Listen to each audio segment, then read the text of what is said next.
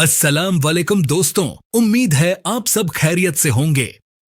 आज की इस वीडियो में हम आपको नेकी करने का बदला के बारे में एक दिलचस्प वाकया सुनाएंगे। यह वाकया हमें बताता है कि कैसे अल्लाह की रजा के लिए की गई नेकी दुनिया और आखिरत दोनों में हमारे लिए बेहतर नतीजे लेकर आती है।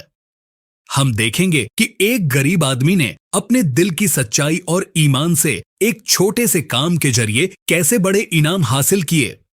तो चलिए इस वीडियो में इस कहानी की डिटेल्स जानते हैं।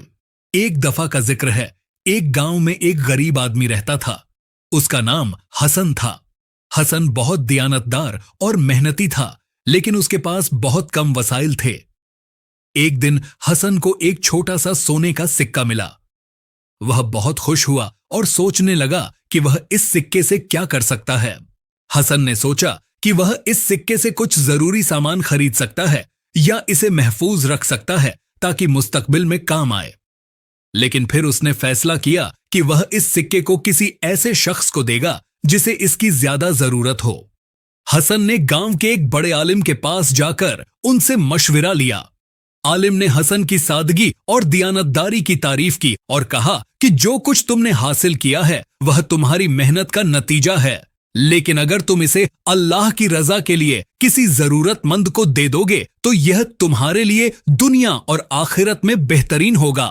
हसन ने उसी वक्त फैसला किया और वह सोने का सिक्का गांव की एक बेवा औरत को दे दिया, जो अपने बच्चों के साथ बहुत मुश्किल हालात में जिंदगी गुजार रही थी। उस औरत ने हसन का शुक्रिया अदा किया और दुआ दी। चंद दिन बाद हसन को एक बड़ा कारोबारी मौका मिला जिससे उसकी जिंदगी बदल गई।